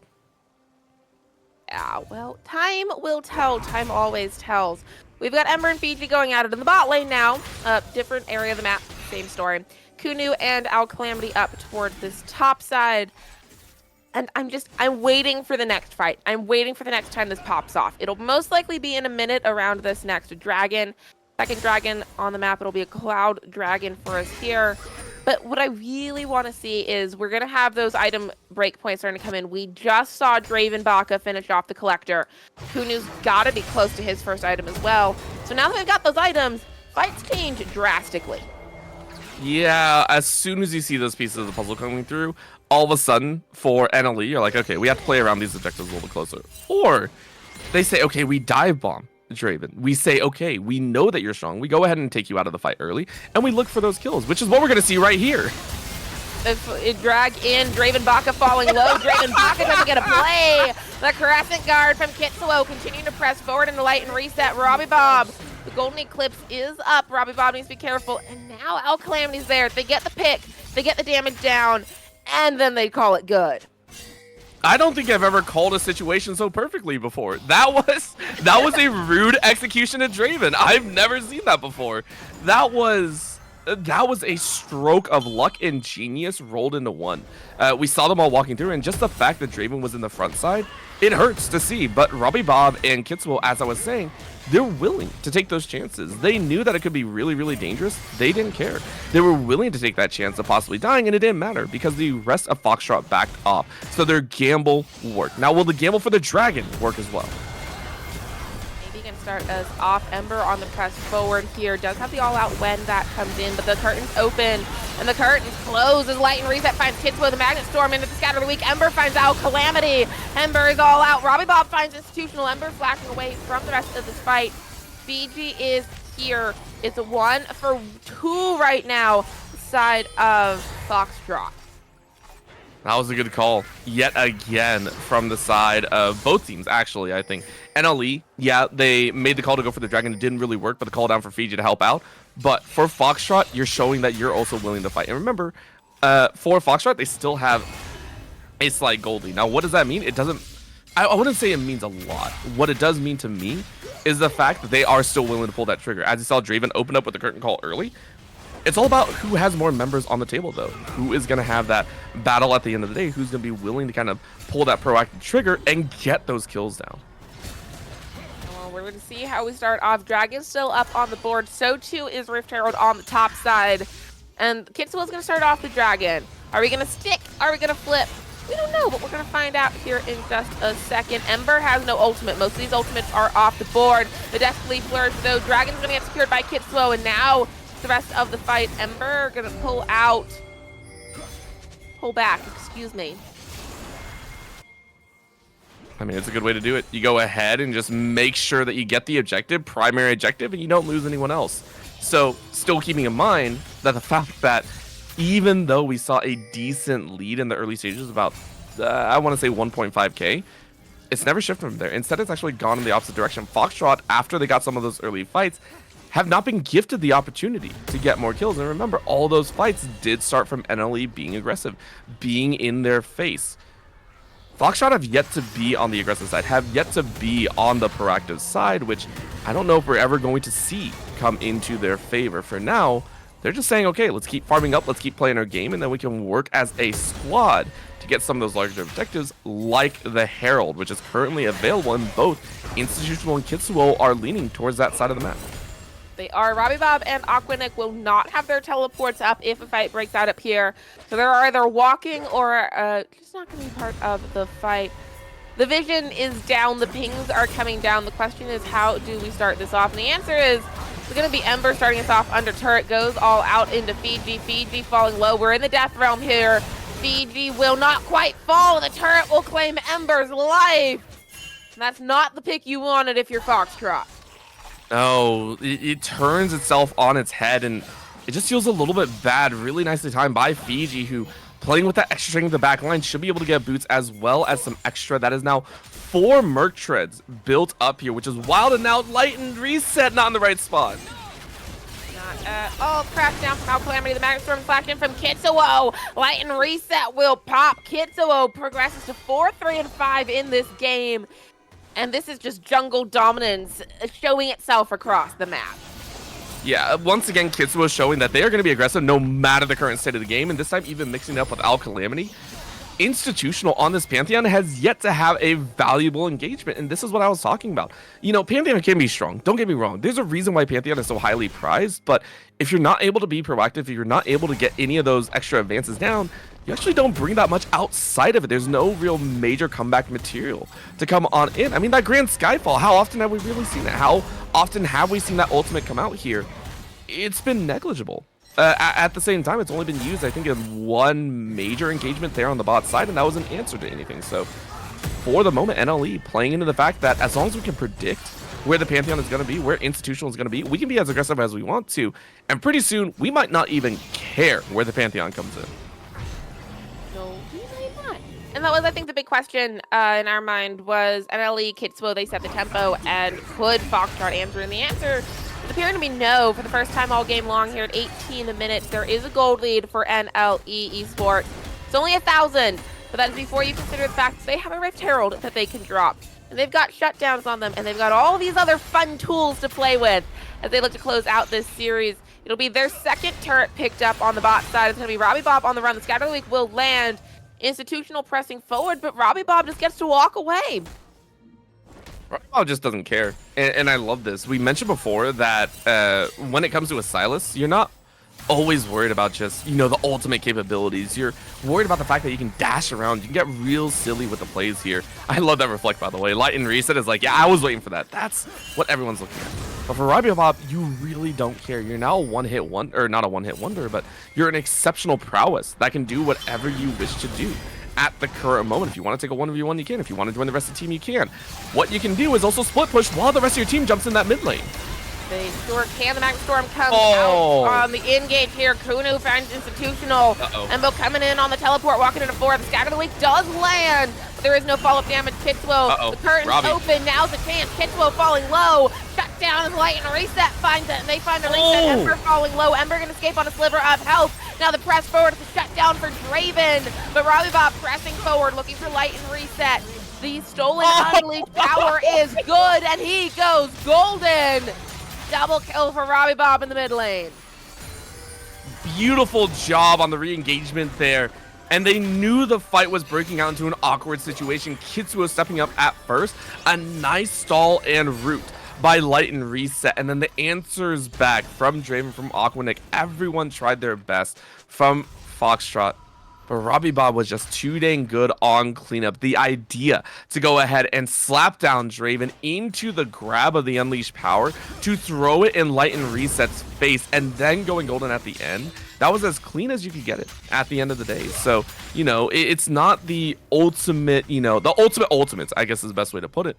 But it's all you needed, as Robbie Bob now has convincingly amounts of gold. You can go ahead, go back, most likely sell your I think you went ahead and sold the Doran's Ring, and then you go ahead and pick up the Needlessly Large Rod.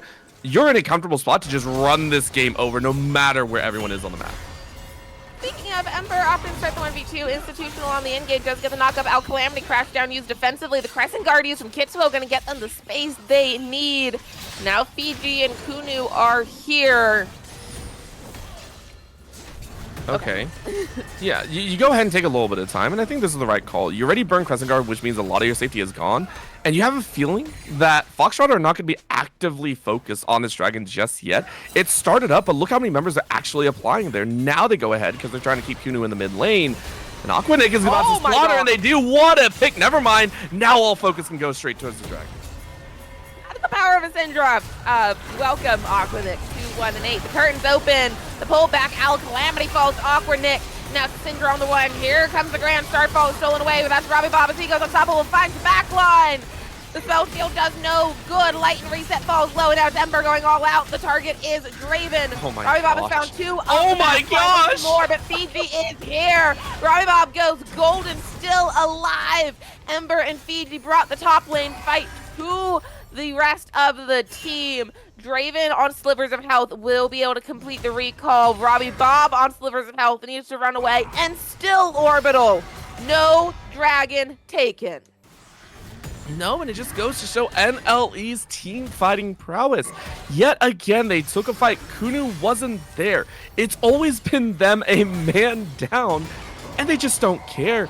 Fiji and Robbie Bob are single-handedly turning these fights, and it feels like Robbie Bob is just allowed to always come in as second fiddle and say, I deserve first chair. It's been wonderful for them. They've been untethered and unchained in these battles because a lot of the focus is drawn onto Kitsuo Kunu. And that leaves Robbie Bob free to do 6-2 and 6 things. Fiji as well, now having the rallies available as now fight number 3 starts up. Engage onto Calamity, the Magnet Storm, and the Crashdown used defensively. Rift Herald has been dropped in the mid lane, but it's Robbie Bob now on the flank. He's going to get Institutional's flash. Shelly will get a Crashdown onto that turret. And Kitsuo, he's content to just go for Raptors. He's content, but the next fight is coming up here, and again, with Calamity being recalled and coming right back in, you're going to get a heavy mix-up. Not only that, Kunu's going to be alive for this battle if they so wish. The Deadly Flourish comes out 2-2 to scatter the weak, but the Crescent Guard doing so much work. It's a 5-man collapse. Draven comes away with kill credits. Kitsuo falls, but here's Fiji and Robbie Bob. Institutional roll right into Robbie Bob. Fiji gets that kill, and now the press forward. Ember's the only tank. Draven, Aqua, Light, and what a scatter of the week. The curtains will open. The curtains will hit Calamity, but the Golden Eclipse finds Kunu. Fiji continues to be on the run. Light and Reset continuing to press forward. Most aggressive member of this Foxtrot team is a support. Fiji, okay, Ember needs to be a little bit careful to crack down. Fiji falls to protect down, but Robbie Bob. And now Calamity, Ember goes all out, takes Calamity away. Ember falls to the turret. Robbie Bob goes golden. Otacon has been aggroed, is doing a bajillion damage, but Aquanic does more. Double for Aquanic, and Foxtrot may be down, but they are not out. And the dragon still lives. At the end of the day, the whole objective is still up. And it just doesn't matter. It's been chaos from minute number 1. And for the first time, it feels like Foxtrot say we can fight. They actively chose to re-engage and to bring the power down. And they said, we're done running away. We're done being in these bad situations. They stat checked NLE very, very well, I might add. And Aquanic to add pain at the end, double killed out because Robbie Bob chose to go back in with the chains. Well timed. Very, very well timed. However, yet again, we're in the situation where Dragon matters. If this Dragon goes down, Foxtrot, if it's not in their hands, they're going to be sitting at a difference of a soul point. They don't want to be in that position. So, even though Baron's up, it's still eyes on this Dragon. It's still eyes on NLE. Where are you? Are you going to go for this objective? And we're about to start this off for the next time. Oh, Institutional no. takes check to push, gets crashed down on. Here comes the teleport. Max Storm finds 2. Institutional, the first one to fall as Kitsuo finds the Crescent Guard is used. Ember on the run. Ember on the engage will get left to the Wolves. That is next level Esports. Teleport coming in now from Aquanic. It's the 3v4. And next level Esports says they don't need Dragon. They don't need Soul Point. They want Baron. I like to point out that choke point of the red side river entrance has been the reason why 3 team fights have kicked off. It is the reason we've seen pick after pick after pick. You know, I expected them to kind of learn from that mistake, but no, they did not care. Good answer back coming out of Foxtrot as now they rotate down for this Dragon, but you know, it's a small price. I mean, I think at the end of the day, they're not exactly thrilled about the fact that they're now hunting around. But they're also saying they can't take it right away. Take a look, immediate TP down to the bot side, and all of a sudden you know for a fact that you can't go for this Dragon, so you don't even get that in compensation. It's literally just a tower, which is just a little extra gold. It is, however, I believe, correct me if I'm wrong, Wordable, the first tower they have taken in 2 games. That's just mean to state. That's just rude and horrifically true at the same time. Like, facts don't care, man. That sucks. Granted, though, at least it's a step forward. It's not a 5 tower to 1. It's a 2 tower to 1. However, the deaths might speak differently here. They do. All right, we're going to get started. The Grand Starfall has been stolen away by Robbie Bob. They have Baron, so they need to be very, very careful. But we do have some carries. Dragon has been started for like the umpteenth time. I think it's like the 5th time this poor Dragon has gotten aggroed. The curtains will open, stun the engage. The Max Storm comes through. The first member to fall will be the Institutional. Calamity with that kill. Now Ember caught out in the pit. It goes all out. Is tanky, but not tanky enough Kitsuo finds Soul Point, and now the rest of the fight has progressed. Ember has fallen low, but Light and Reset on the backside shut down Robbie Bob. The thing is, Robbie Bob held off 3 members. There's a reason why Ember was being slowly burned away. Institutional and Ember had to deal with 3 members. 3 members of the side of Foxtrot could not deal with Robbie Bob. I mean, Robbie Bob saw it flash at the end of the day. It was brutal. And we're seeing NLE start to pull away. You were talking about these teamfight aspects, Hummus. 100% correct. There's no way to really go forward. And in essence, they're trying to step away. They can't run away fast enough. Foxtrot are not winning a lot of these battles anymore. They won one teamfight earlier. And that felt like it was a little bit of a neutered one, considering Kitsuo walked into that death rush and just kind of let themselves kill over. At this point, even though the kills are the same, we're looking at a 1.4k lead for the side of NLE, and they have 3 dragons. Not only that, it's an ocean soul to play for. If the soul goes over, there's going to be no answer. Robbie Bob is going to have a field day because there's no heal cut on the other side. You're not going to be killing many of the members of NLE if they get the soul. And needless to say, it's now time to push the rest of the towers as NLE start to collect what they weren't able to get earlier on in this game.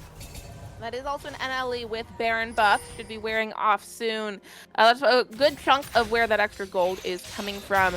We are dead even in kills. We are nearly dead even in gold. Considering we're 28 minutes in, I mean, 1,000 doesn't mean like a whole lot. But we're looking at those team fight. We're looking at that scaling, and I have concerns. But all I want to say is, at least it's not going to be another dragon fight. That poor dragon has finally been put out of its misery.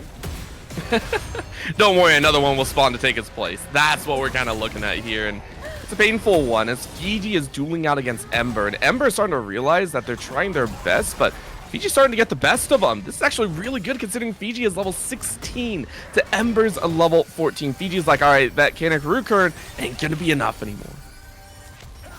No, and I mean, what else? I don't want to say anything, but what else has Ember been doing? They're down in levels, and they're not the only one that's down in levels. Aquanic down a level, Draven Baka down a level. Institutional Orbital, he's down 3 levels. There's a reason these team fights aren't working. It's because you're not level 16. You don't have that level 2 ultimate, and it's starting to show on the rift here.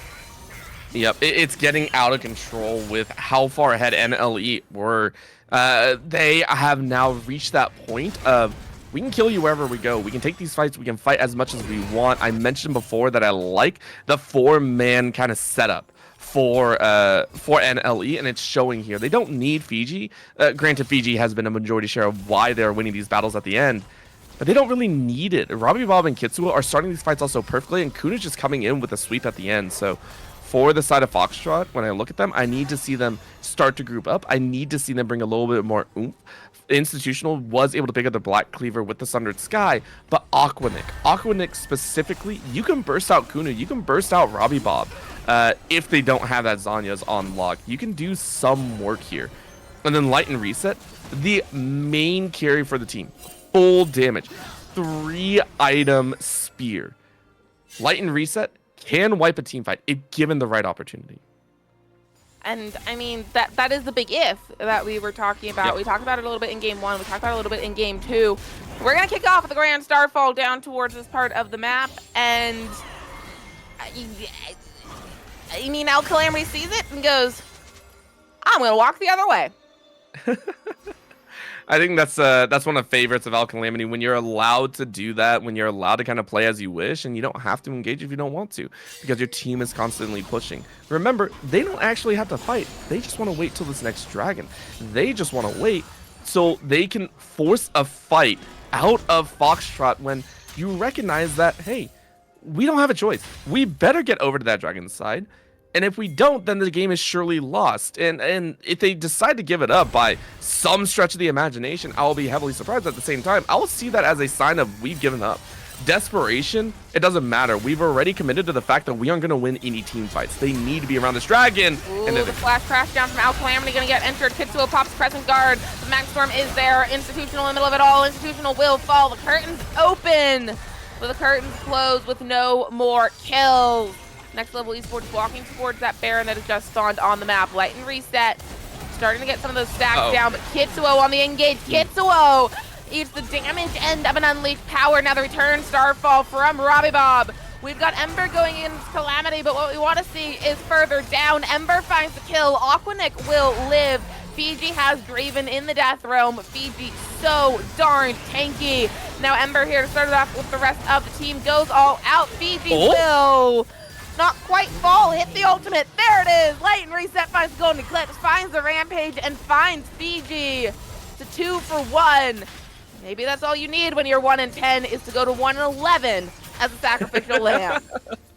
It took a little bit of time, but I mentioned that Aquanic has some punch to them. They're 4 items deep, and so is Light and Reset. You look down on the other itemization side, a majority share of NLE, they have bare minimum magic resist. They have the Merc Treads upgraded, mind you, but they're still relatively squishy. You can do some work, and Aquanic and Light and Reset were given that opportunity. It was a fight in front of the tower, and LE weren't exactly prepped for it, and the chase was so solid. However, that is a gimme. We need to see the likes of Foxtrot be able to fight without tower presence. I want to see Light and Reset and Aquanic hit a lot of those stuns and CCs, and we can see that fight turn on its head. That's what I'm going to be looking for as we look at this bottom side.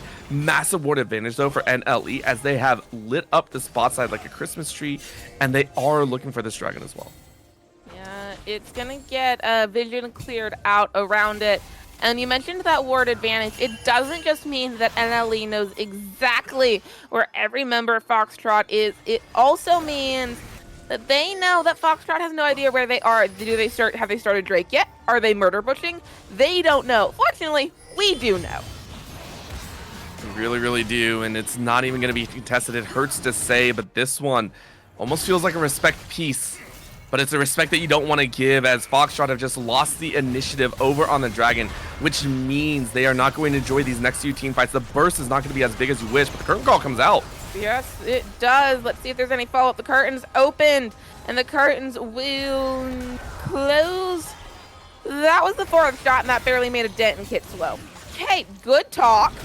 Let's reassess the damage profile that we're putting out here. Oh no, Light Reset! Oh, Light in the middle of everything. The damage storm comes out. Light gonna get popped. Kunu finds the kill, and now Al Calamity on the run. Needs to be careful, but as Ember dashing into 5 of them, goes all out, finds Al Calamity. It'll be the 1 for 1, but with Light and Reset down. The meme happened. It happened. That was so unfortunate. Reflex City there, as Light and Reset saw projectile and said, okay, I have to reflect. And it's the same with the Namumu, it's the same with Xenoblade. You cannot reflect those, or else you go straight into enemy's side, and without that meld, you now fight even further. Oh my god! Draven has no attack speed, but he does the damage. Starts it off with Robbie Bob. Institutional on the run. Institutional will get popped as Fiji finds it, but now it's Ember in the middle of 3, looking to tank, looking to get out. The Scout of the Week from Aquanic will not land on the backside. Ember will fall. Kunu will go on a killing spree, and the pings are coming down. It is Baron in NLE's sights. I mean, this is also what we kind of expected here, right? Robbie Bob, you are still quite squishy. You only have that Zanya to really help out. But it works. We do see some punch. Let's see if we can get the rest of Foxtrot to actually take a fight.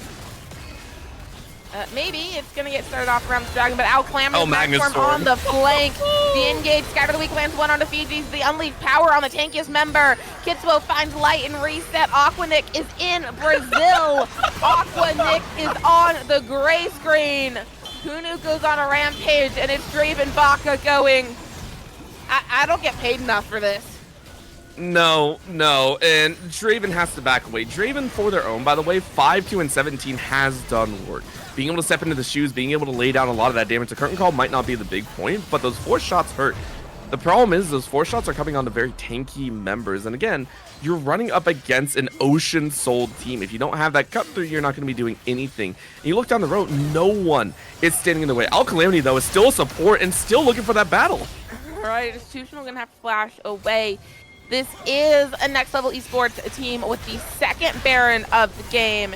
They didn't get a whole lot of turrets off the first Baron, but it's Baron, it's Soul, and they want the Nexus.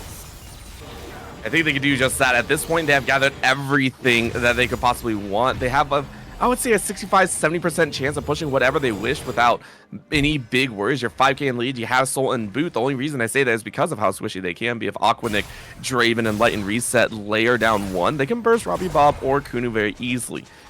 But as soon as that Elder comes up, as soon as we see that Elder pop into view, it will be game over. We will see NLE take that Dragon, move to position themselves into inhibitor positions, and just run the show with Fiji looking like that split push monster. As they already had the Randuins as well as a Spectral, they're going to be so dang tanky and they're not going to be worried about anything in this game. No, they're not. I mean, I think you highlighted it beautifully, Orbital. The number one problem is all that damage from Aquanic, all that engaged, it all landed onto Fiji. And Mana's level 18, Mana's 3.5 items in, Man's not dying easily. Kunu would pop if anybody actually got on him, but they're not, and that is the problem. I mean, here, Aquanic starting to engage, but it's on to Fiji to try to protect that turret. And the million-dollar question is, can they find the back line? They found Robbie Bob semi-consistently, but Kunu is 5-3-11, has barely died in this game. Well, you know who might is Fiji, as they bring the fight in. Institutional not going to enjoy this one. But of course, you're walking away, but keep in mind, they're looking for towers. It doesn't matter. Doesn't matter. Ember's going to 1v3, and here comes Robbie Bob going golden. Ember has the all out. Needs to be careful. Kitsuo on the engage. Kitsuo popping the Crescent Guard will let Ember get away, but it is the bot inhibitor that has fallen, and they are still Baron. They're obviously still sold. Mid inhibitor is going to be next, and holy cow, that damage. Yeah, again, as I said, this is the point where they just don't really care. They can take whatever they wish if they're willing to punch through. Even if they lose a member, they'll take the rest of the base. I really don't see anyone on the side of Foxtrot that can outscale, right? Like, Jhin is not well known as a late game skill. You can pump out some damage, but it's not exceptional work. Maybe Syndra, but Syndra's already hit that power spike. You're already 4 items deep with the Rabadon. You're about as strong as you're going to get. Maybe some safety in the back line. And there it is. You know, you go ahead and lay down that damage. But it's just like, what else can you play for? Thankfully, you get some extra healing, but I mean, you're still going down at the end of the day. My thoughts, though, rest on NLE. When are you going to close out this game? You already got the inhibitors. Now comes the Soul or Elder Dragon. And you just look to push. You already got 2 inhibitors. You can get the top side as well. You can do whatever you want. Just how many more minutes do you want to put into this game? Really, is what I'm thinking. I mean, I'm not gonna say anything, but it is a Friday night, and like some of us have other things to do with our Friday nights. No. None of us we're here watching a League of Legends game. None of us got anything to do tonight, okay? Okay, I have dinner to eat. Like. Okay, that's actually fair. That's fair. We are 40 minutes in. We are 12 minutes further into this game than we were in game number 1. Elder's on the map. And if you are Foxtrot, you know you're long enough in. We see that Robbie Bob is still down. These respawn timers are 50 to 60 seconds. If you can win one team fight, if you can fight that 5,000 gold deficit just one time, you can win this. The start is going to be on to Fiji. The Chains of Corruptions will land on Ember. He's all out, but the Max Storm on the backside from Al Calamity is Here huge. comes Robbie Bob. Al Calamity falling low. Robbie Bob on the teleport. Fiji finds Ember. Kunu finds Institutional out. Kitsuo pressing forward. Robbie Bob finds Aquanic. Kitsuo finds everybody else. No failure, no Elder, no problem. Slight and reset against the world, and you're only level 14, buddy. There is no light at the end. There's no light at the end of this game. The base is gone. Hence the oh god, Fiji. While everything else was happening, Fiji teleported into base. We're gonna watch Light and Reset try and run away from Owl Calamity, but it doesn't matter because NLE will put Foxtrot in their final grave of ACL. I mean, that was wonderful. That's all I can really say. Again, we talked about Foxtrot being the underdogs here, and I had a little bit of hope in there. After game number 1, the hope was a little bit more gone, and then game number 2, it shined. We see why these teams are here in the playoff run, in the lower bracket. Yes, but they're in the playoffs. They are the best of the ACL, and they play like it. This is what playoffs is all about. And at the end of the day, NLE said, we're just better. Granted, NLE probably have a little chip on their shoulder. They said, hey, we had to go up, face up against Citadel, who are the top seed in the playoffs, seed number 1. So probably a little chip on their shoulder as they came in and said, hey, we're going to fight just as hard. So big ups to them. NLE made it look comfortable, even though they fell behind in game number 2, there was never a point where it felt like they were being pressured. Almost every single battle, almost every single fight was on the opposite side of the rift, was always on blue side, was always on Foxtrot, and that's what you like to see. They knew they had an aggressive composition. They knew Robbie Bob was going to be stepping up at the end of the day, and even Fiji got into the mix. So really, really well done from NLE. And for NLE, I mean, they deserved that 2-0 win. Like, plain and Yes. simple, they deserved it. It was clean. And we were talking about them going up against Citadel. Well, I've got bad news. They are going up against the loser of Galaxy Gaming or Conviction Star.